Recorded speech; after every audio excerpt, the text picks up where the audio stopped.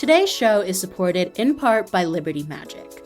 They're presenting Nicole Cardoza in Revival, and you can catch this performance through November 30th. And you can expect a lot more than a few tricks because this is a narrative-driven magic show. Nicole reflects on the magic of her ancestry to remind us that there's magic in all of us. She is bringing joy, imagination, and whimsy to the stage, all while blending storytelling with her illusions. This brand new tour is coming to Liberty Magic, Pittsburgh's premier speakeasy theater dedicated to the art of elevating magic. And if you're feeling extra adventurous, be sure to book a Skeleton VIP ticket. This gets you front row seats plus an exclusive meet and greet after the show. Get your tickets at trustarts.org/magic before they disappear.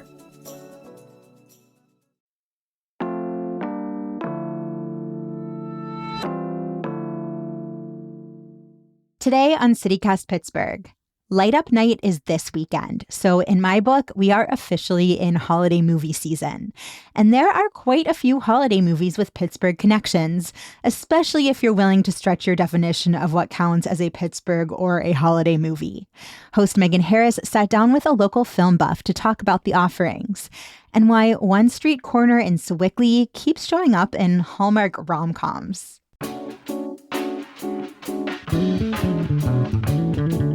It's Wednesday, November 19th. I'm Mallory Falk, and here's what Pittsburgh's talking about.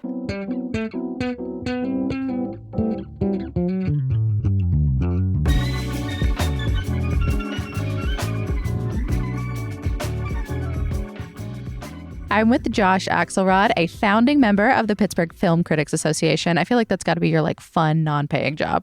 Correct. I've been to 2 Pittsburgh Film Critics Association screenings this week. Gosh, that's a good time. And then you're also the communications director for the Lindsay Theater and Cultural Center, an amazing nonprofit in Sewickley, which is where we're sitting now. Thank you for coming here, and thank you for telling all of your listeners about our cool little theater. It's amazing. Y'all should come out. We are here to talk about holiday movies shot in and set in Pittsburgh and also just tangentially related to the city. I know I gave you some pretty ridiculous and wide parameters for our conversation today, but for you personally, what counts as a Pittsburgh movie? Yeah, no, this is all fake and we're all making it up as we go along, just to be clear. But I like this game. And in fact, when we talked about this, I went home and immediately sent Megan the longest email I've ever sent anyone, basically, with all of the stuff I found. I think we found a similar amount of nerddom amongst ourselves. Kindred spirits. Yeah. Do you think Pittsburgh has to be a major setting or part of the plot? Or does someone just mentioning Pittsburgh count? Where's your dividing line? So, yeah, if I was being a real stickler for this, a Pittsburgh holiday movie would probably be something that was filmed here, something that was set here, something that really used Pittsburgh spiritually even, or just something I'm willing to fudge this a little bit and say, is there a notable Pittsburgh actor in it?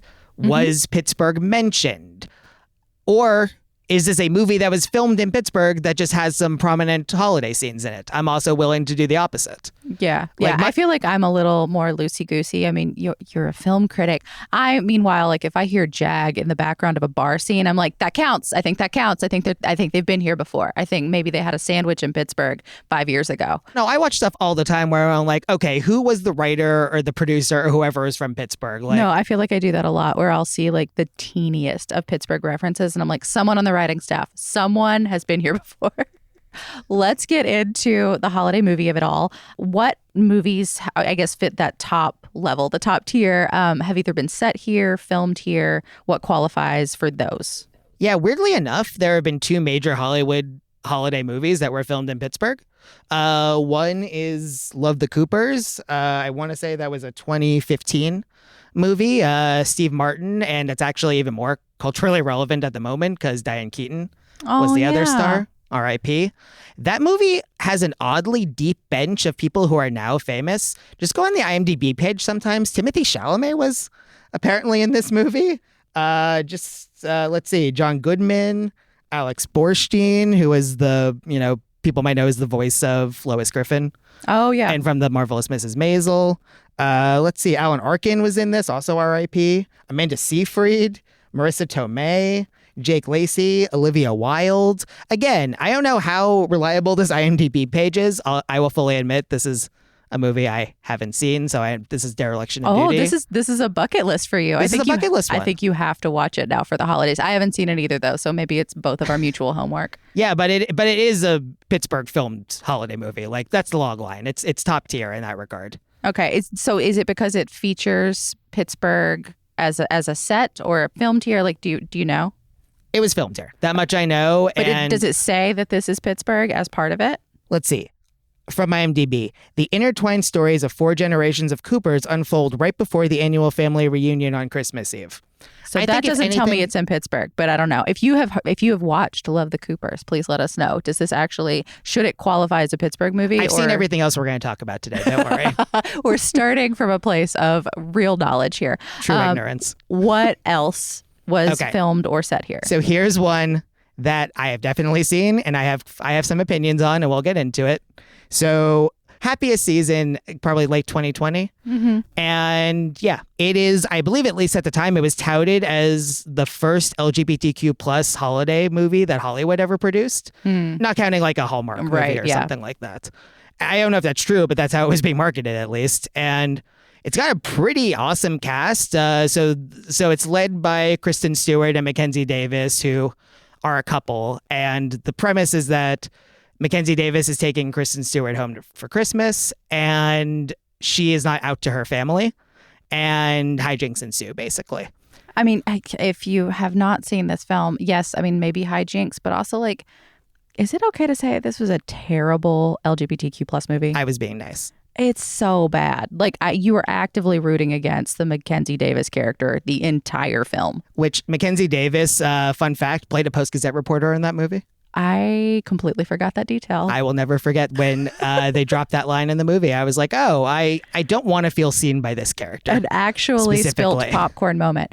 So what is it about it that's Pittsburgh? If I'm remembering correctly, it's like they fly into Pittsburgh and then they drive to something that I think was like the rural outskirts of something. Yeah, I don't remember exactly where it was shot, but it's all filmed around here. So, like, again, Kristen Stewart, Mackenzie Davis, Aubrey Plaza, very important. Dan Levy, Allison Brie, like, really awesome cast.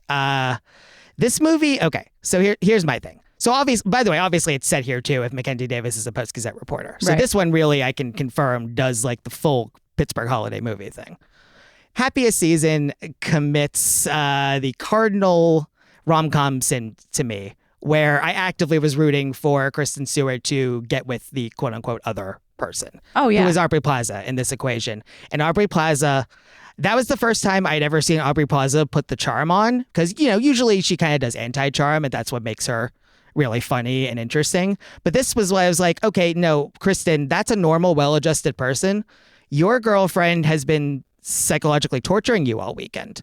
Maybe rethink your whole relationship and your opinion of her a little bit. Spoiler alert, she ends up back with Mackenzie Davis, and I simply was not rooting for that to happen.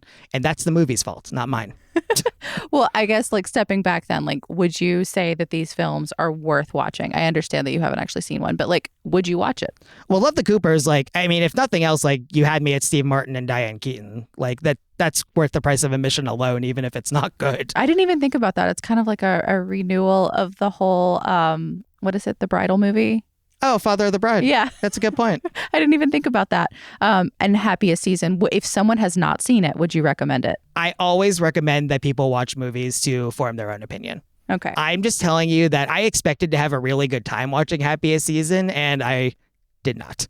Got it. But I hope you enjoy it. What about the Hallmark movie, Lifetime movie of it all? Because, I mean, I feel like I've seen on Reddit, for example, that, like, at least around the corner from here, I think, like where we're sitting here in Sewickley, there's a spot that's been used a bunch.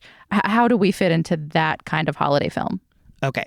So when I started on this assignment, one of the first things I found was a YouTube video from somebody called the Christmas Aficionado. So, I feel like he's a trusted source. There's apparently 10 plus, I don't know how many Hallmark rom-coms do this.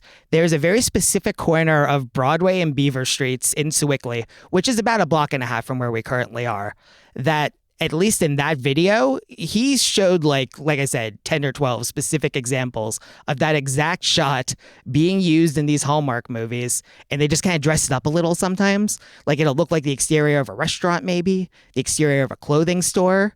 In real life, it's J. Laughlin's, I believe is what it's called, which is also a very nice clothing store in Sewickley.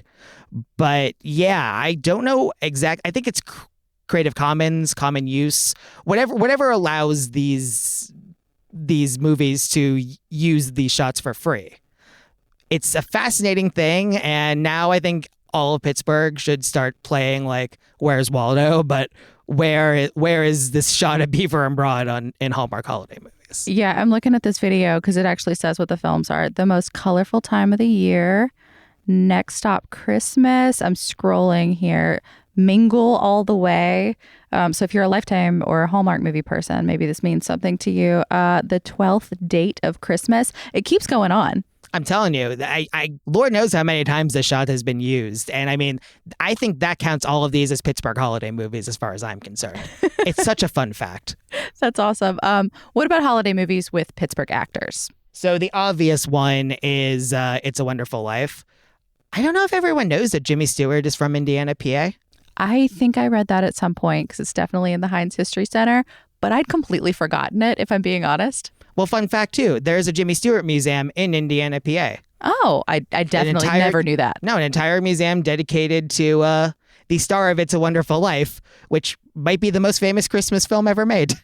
Yeah, no kidding. And I can almost assuredly tell people that the Lindsay will be playing at some point over the next month. Awesome. Anything else? I'm not going to lie. Don't love Jack Frost. It is not my favorite Christmas movie, but it does objectively star Michael Keaton. Jack Frost. Oh, yeah. That's the one where Dad, I don't think this is a spoiler. It happens at the beginning of the movie. Dad dies and comes back as a snowman. Correct.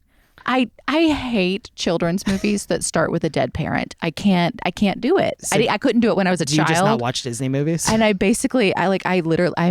bawling within seconds of most major Disney movies. Oh, well, you're a parent, so that makes sense. Now, but I did it when I was a kid too. Okay, They're torturous. Good luck with Frozen. But yeah, no, Jack Frost, I don't think we had the CGI quite down for the talking snowman. I don't know what you're talking about. The eyebrows are impeccable. Okay, excuse me. It is objectively a Pittsburgh holiday movie because it's Keaton, man. What do you want? I would argue Keaton and Jeff Goldblum are our most famous Pittsburgh actors. So if he's in one of those movies, I'm just going to give it to him.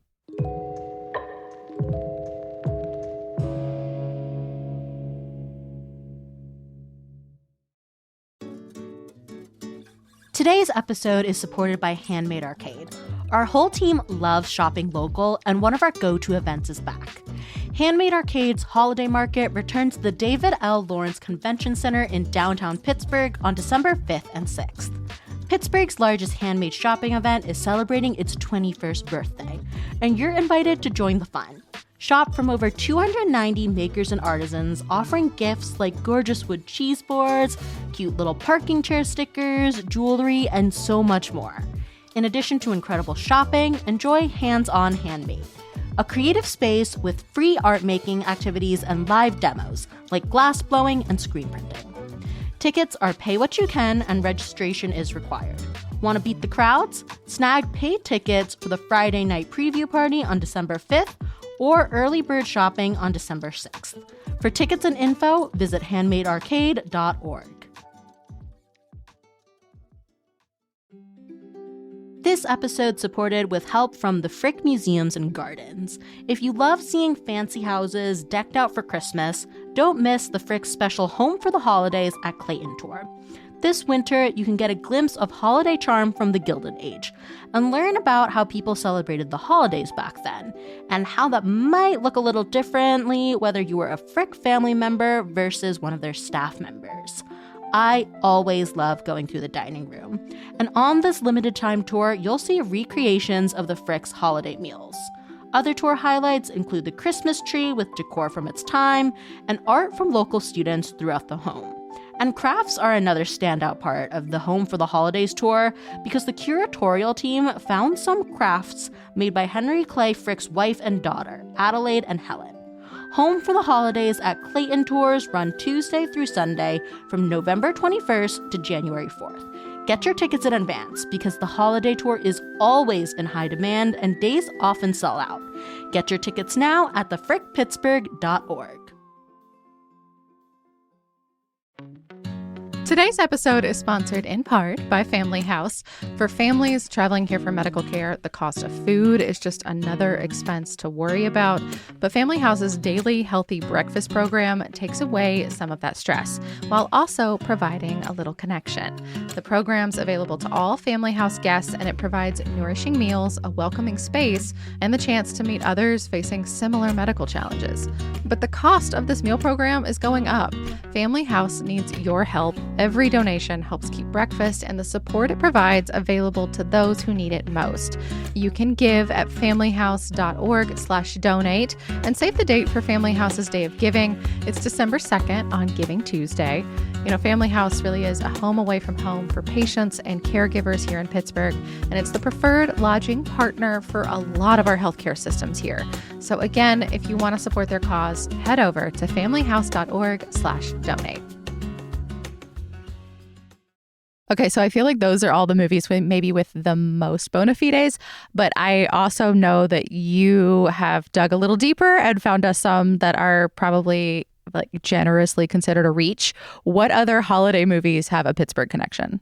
Yeah, let me be clear. Everything from this point on, like, you can debate me, and I will probably agree with you on whether you actually think these count as Pittsburgh holiday movies. This is kind of like the existential Die Hard question. Like, is it a Christmas movie? Except is it actually about Pittsburgh? Die Hard is a Christmas movie, just to be clear. But it's not about Pittsburgh, and that's okay. Okay, people can fight you about that. I'm not even going to register an opinion. That's fine. People are wrong. It's a Christmas movie. The whole thing takes place on Christmas Eve. Like, for example, well, okay, not the whole thing, but a very important part of the Mothman prophecies takes place on Christmas Eve, which, according to my very cursory research, so the Mothman prophecies is, about that fantastical creature that apparently shows up right before giant disasters happen. Right. And according to local legend, it showed up right before the Silver Bridge in West Virginia collapsed in 1967. Mm-hmm. And so the movie dramatizes that, and it's largely leading up to that bridge collapse. And so in real life, I believe that happened on December 15th, 1967. But in the Mothman prophecies, when Richard Gere ends up on that bridge and it collapses, it's on Christmas Eve. I love that, like, what I'm getting from the subtext of all this is that you're qualifying an event in West Virginia as also being a Pittsburgh movie. Yeah, that's going to get me canceled, and that's fine. Generally, the Lindsay has plenty of patrons from West Virginia. And I'm not debating anything. you on it. I think we should qualify like large chunks of Ohio and northern West Virginia as being part of Pittsburgh. It is the greater Pittsburgh area. There we go. I'm team everybody. Megan did it. This is a greater Pittsburgh area. Well, also, seriously, the Mothman Prophecies was filmed in Pittsburgh. So yes. So it qualifies either way. That's what I guess I should have said that up top. Yes, it's debatable whether it's a Christmas movie, but I like your reasoning. What else you got? So this one definitely isn't a Christmas movie or a holiday movie, but also it is definitely a movie that was filmed in Pittsburgh. Who doesn't love House Guest? You're talking about the like old movie with like Phil Hartman and Sinbad? Yes. Yes, I am. Old is strong. I'm pretty sure it was in the 90s. Why is it on this list if it's unequivocally not a Christmas movie? Because, and you can go on YouTube and find this if you haven't seen the movie, at the end of the movie, Phil Hartman and Sinbad just randomly start breaking out into parody songs about food, but like set to Christmas music. Wow. Okay, this one is a reach. This one is 100% a reach that just made me chuckle, and I wanted to make wanted to make everyone else chuckle too. 5 onion rings, 4 dill pickles, 3 chocolate shakes, 2 apple pies, and 1 big fat cheese. Wait, so this is the end of the movie? That's literally like... Yeah, you're right. Here are the credits. Okay. I'm not going to sit here and call it a Pittsburgh holiday movie, but we're just talking about Pittsburgh movies with the holiday spirit. And I think this one definitely proves it at the end. Yeah, no kidding. So next up, I love Perks of Being a Wallflower. Okay. I love the book. Fantastic movie. And I'd frankly forgotten about the Secret Santa scene. And that's right. Yeah, because Charlie's birthday is Christmas Eve. It's either Christmas Eve or Christmas Day. And either Something way, like he has a horrible association with it because I think that's when his Aunt Helen died, which is a whole other... Perks of Being a Wallflower is trauma, the book, and trauma, the movie. But it's honestly like one of the best coming of age things I've ever encountered either way. But yes, Christmas Eve plays a pretty big role in Charlie's development as a person, both as a kid, and when he makes some friends in high school and they let him in on their Secret Santa. And if you watch the scene, it's kind of the first time, I believe, in the movie when Emma Watson's character starts looking at Logan Lerman's Charlie character as maybe more than just a little buddy. Yeah. So I'd argue that's pretty imperative to the movie. It's also, it shows Pittsburgh. Like, it's our gorgeous, beautiful skyline. It's an extremely gray day, which feels like true, you know? Like, I feel like so often films find like the prettiest moment in Pittsburgh to shoot, which I appreciate. I like that you're making us look good, but also that's not what we look like in December. Well, Perks of Being a Wallflower also has the most quintessentially Pittsburgh shot ever captured on film, in my opinion, which is Emma Watson, arms up. The I Feel Infinite shot, as I like to call it. So, you know what? Fight me on Perks. I think Perks counts. Okay, what else you got? Have you all seen Concussion? I have seen Concussion. It's the one that is about some really important research that went down at the Allegheny County Medical Examiner's Office, which I know sounds like it might be boring, but it's a couple of doctors, in particular the character that Will Smith brought to life, that like go up against the NFL to prove that CTE and brain injury is like a real thing, which the league is still grappling with right now. Grappling with is the nice way to put it, but yes. It keeps coming up. Ridley Scott movie stars Will Smith as the whistleblower. I believe Alec Baldwin is also in it. Filmed here. And based on real people. Like this one, I mean, it is obviously fictionalized, but like this has a lot of reality in it. At least in this film's reality, Patient Zero was essentially Mike Webster, who's the former Steelers offensive lineman who committed suicide, and they looked at his brain and they were like, something doesn't look right here. Yeah. And that led to a lot of research that made people more aware of what happens when you take hits like NFL players do. Yeah, and it led to the University of Pittsburgh also having tangentially this really cool brain bank situation, which we may talk about actually in a future episode. But anyway, why is this a Christmas movie? I'm going to argue this might even be more of a holiday movie than the others because it was released, as far as I can tell, on December 25th, 2015. Oh, come on. Just the release date? You know what? I think if you can watch something on Christmas, you could call it whatever you want. Okay. Well, by that measure, then I think most recent Star Wars films are Christmas movies. Some people probably treated them like that, sure. Okay. Anything else on your long list? What else do I got? This is another one of those single lines in a movie that I'm just going to shout out because it's a pretty dramatic moment in The Fault in Our Stars, which was filmed in Pittsburgh. Ansel Elgort, Shailene Woodley, based on the John Green novel about two kids with cancer who find each other and find love with each other. I guess this is kind of a spoiler, but at a certain point, Ansel Elgort's character Gus has a cancer relapse, and he explains it to Hazel. And he ends his little soliloquy by talking about what happened when he went in for a new scan. And he said, it lit up like a Christmas tree. Okay, that doesn't count. That's so bleak. And Concussion. It doesn't have to be nice to be a holiday movie. It just has to have the holidays in it. That's so dark. I am a film critic. I don't only watch nice movies. Well, I think we should also pause to acknowledge that like almost all of these are like Christmassy. Are there any Pittsburgh adjacent, because I think we're firmly in the adjacent category, non-Christmas, like holiday but not Christmas movies that we should count? I found something called, and I might not even be pronouncing this correctly, it's called Agent Eames and the Happy Hanukkah. And apparently it's Agent Eames 5, which means there are at least 4 more of these. And I saw a City Paper interview about this Agent Eames series, and at least circa about 15 years ago, the filmmaker behind these lived in Pittsburgh. And it's basically a series about a Jewish secret agent, and it apparently takes place in the fictional land of Spitzberg. Okay.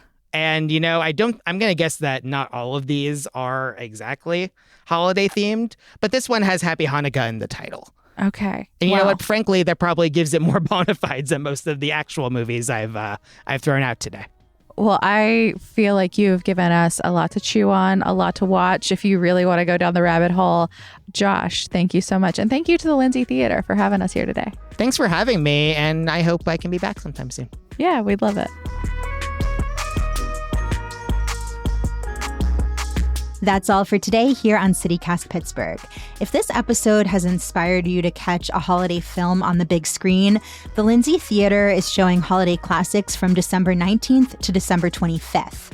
They'll be showing everything from Elf to National Lampoon's Christmas Vacation to It's a Wonderful Life, which we now know counts as a Pittsburgh Christmas movie. We've got a link in our show notes where you can see the full schedule and get tickets. And if this conversation added to your life, introduced you to a new holiday movie, consider supporting us by becoming a CityCast Pittsburgh neighbor. You can do that at membership.citycast.fm. We will be back tomorrow morning with more news from around the city. Talk to you then.